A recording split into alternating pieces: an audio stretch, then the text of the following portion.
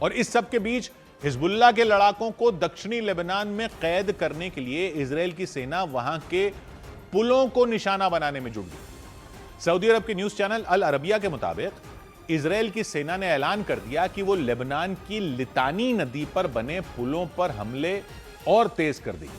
Israel की सेना अब तक हिजबुल्लाह के ठिकानों और उसके लड़ाकों की रहने वाले लड़ाके जहां रहते हैं उन जगहों को निशाना बना रही थी, ऐसा दावा कर रही थी। लेकिन इजराइल ने अब दक्षिणी लेबनान में ऐसी जगहों पर भी हमले शुरू कर दिए जिनका इस्तेमाल वहां के रहने वाले लोग भी करते हैं। हिजबुल्लाह के लड़ाके एक से दूसरी जगह जाने के लिए लितानी नदी पर बने पुलों का इस्तेमाल करते हैं, ऐसा कहा जाता है। और इसीलिए इजराइल ने उन पुलों को उड़ाने का ही प्लान बना लिया। यूएई की अखबार गल्फ न्यूज के मुताबिक इजराइल ने दावा किया कि उसकी फौज ने लेबनान में लितानी नदी पर बने एक पुल पर हमला कर दिया था और उस हमले में वो पुल टूट गया था। बताया गया हिजबुल्लाह के लड़ाके उस पुल का इस्तेमाल करते थे और बड़ी ही आसानी से एक जगह से दूसरी जगह चले जाते थे। हमले के बाद वो पुल बीच से टूटा हुआ नजर आया। यूएई के अखबार गल्फ न्यूज के मुताबिक इजराइल की फौज ने लेबनान के कई हिस्सों पर हवाई हमले किए। उन हवाई हमलों में लितानी नदी पर बने उस पुल को भी नष्ट कर दिया और दावा किया गया कि इजराइल ने उस पुल के अलावा भी कई दूसरे पुलों को ढहाने की तैयारी शुरू कर दी। लितानी नदी लेबनान की सबसे लंबी नदी है जो लेबनान की बका घाटी से निकलती है और दक्षिणी लेबनान के कई इलाकों से बहती हुई आखिर में भूमध्य सागर में मिल जाती है। तो इस नदी के इस तरफ ही हिजबुल्लाह के लड़ाकों को रोकने के लिए पुलों को उड़ाने का प्लान बनाया गया। इस नदी पर कई पुल बने हुए हैं, वहां रहने वाले लोग उन पुलों का इस्तेमाल करते हैं। लेकिन सिर्फ वहां रहने वाले लोग ही नहीं, ये बताया जा रहा है कि हिजबुल्लाह के लड़ाके भी उन पुलों का इस्तेमाल कर रहे हैं। इजराइल ने आरोप लगाया कि हिजबुल्लाह के लड़ाके दक्षिणी लेबनान से उत्तरी इजराइल के इलाकों पर हमले कर रहे हैं, क्योंकि जो इजराइल का उत्तर है वो लेबनान का दक्षिण है। उसके साथ में इजराइल का उत्तरी हिस्सा लेबनान की सीमा के करीब है, यानी उत्तरी इजराइल और दक्षिणी लेबनान की सीमाएं आपस में मिलती हैं। एक रोज पहले ही इजराइल के रक्षा मंत्री ने बताया था कि इजराइल के उत्तरी हिस्से में हिजबुल्लाह के लड़ाके लगातार हमले कर रहे हैं। उन हमलों की वजह से इजराइल के उत्तरी इलाके में रहने वाले लोगों को अपना घर तक छोड़ना पड़ गया। इजराइल के रक्षा मंत्री ने यह भी बताया कि अब जब तक उत्तरी इजराइल पूरी तरह सुरक्षित नहीं हो जाता तब तक इजराइल की फौज का दक्षिणी लेबनान पर हमला जारी रहेगा। इस बीच इजराइल ने दक्षिणी लेबनान में नदी पर बने पुलों को नष्ट करने की तैयारी कर ली। अल अरबिया न्यूज चैनल के मुताबिक इजराइल की सेना ने यह ऐलान किया और बताया कि वो लितानी नदी पर बने पुलों पर हमले और तेज करेगी ताकि हिजबुल्लाह के लड़ाके दक्षिणी लेबनान से दूसरे हिस्सों में भाग न सके। यानी नदी पर बने रास्तों को काट कर इजराइल की सेना हिजबुल्लाह के लड़ाकों को दक्षिणी लेबनान में कैद करना चाहती है। इसके लिए इजराइल की सेना ने हवाई हमलों के साथ जमीनी हमले भी तेज कर दिए। इधर लेबनान में इजराइल के हमले में हिजबुल्लाह के टीवी चैनल अल मनार के डायरेक्टर के मारे जाने की खबरें आई। लेबनान पर इजराइल की सेना के हमले में हिजबुल्लाह के टीवी चैनल अल मनार के डायरेक्टर की मौत होने का दावा किया गया। बताया गया कि इजराइल की सेना ने लेबनान की राजधानी बेरूत में हमला किया और उस हमले में टीवी चैनल अल मनार के डायरेक्टर और उनकी पत्नी के मारे जाने का दावा किया गया। युद्ध की वजह से बढ़े तेल संकट के बीच इराक में 3 साल से बंद पड़ी एक तेल पाइपलाइन को फिर से खोलने का रास्ता साफ हो गया। ये पाइपलाइन उस इलाके से गुजरती है जहां कुर्द समुदाय का शासन चलता है। स्ट्रेट ऑफ हॉर्मुज में खतरे के बीच इराक ने इसी पाइपलाइन से दुनिया के दूसरे देशों को तेल बेचने की तैयारी कर ली। खबर है कि सैन्य संगठन नेटो एक और पेट्रियट मिसाइल डिफेंस सिस्टम तुर्की के अदाना में तैनात करने में जुट गया। अदाना में ही अमेरिका का सैन्य ठिकाना है। तुर्की के रक्षा मंत्रालय के मुताबिक ईरान की तरफ से बढ़ते खतरे को देखते हुए नेटो ने एयर डिफेंस सिस्टम तैनात करने का फैसला लिया। उधर अली लारीजानी के बाद ईरान के खुफिया विभाग के मंत्री के मारे जाने की भी खबर सामने आई। इजराइल के रक्षा मंत्री से इस बात का दावा किया। उनके मुताबिक देर रात इजराइल की सेना ने हवाई हमले कर उन्हें भी मार गिराया। हालांकि ईरान की तरफ से उनकी मौत की पुष्टि नहीं की गई, लेकिन इजराइल ने साफ कर दिया कि उसने ईरान के खुफिया विभाग के मंत्री इस्माइल खातिब को ढेर कर दिया। अली लारीजानी की मौत के बाद यह दावा किया इजराइल ने। और पश्चिमी मीडिया के मुताबिक इस्माइल खातिब उन लोगों में शामिल थे जिनके बारे में अमेरिका जानकारी जुटा रहा था। अमेरिका ने उनका पता बताने वाले को $1 करोड़ यानी भारतीय रुपयों में 90 करोड़ से ज्यादा रुपए का इनाम देने की घोषणा भी की थी।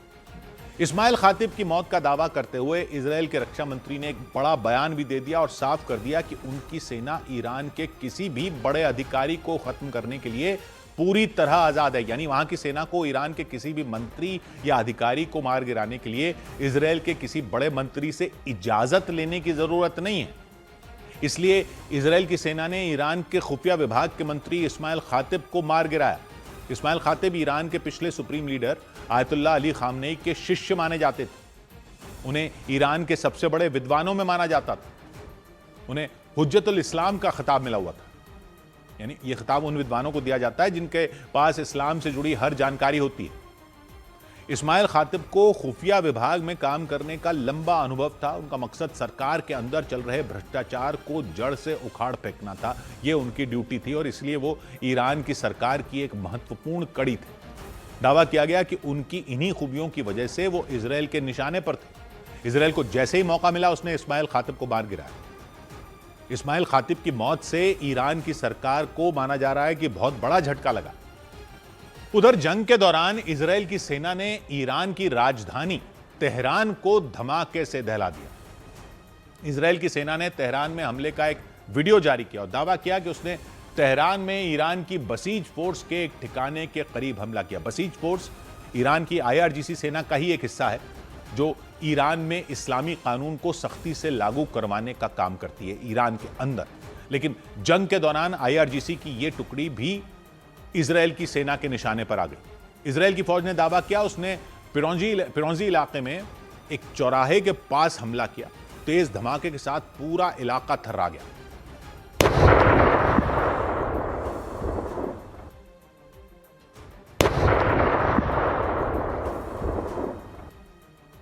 विस्फोट हुआ, उसके बाद वहां अफरा तफरी मच गई। धमाके से पहले उस सड़क पर सब कुछ सामान्य दिखाई दे रहा था, ट्रैफिक जा रहा था, गाड़ियां सड़क पर आती जाती दिखाई दे रही थी। लेकिन इसी दौरान पीले रंग की एक बस के बिल्कुल करीब जोरदार विस्फोट हो गया। ऐसा लगा जैसे वहां कोई लैंडमाइन फट गई।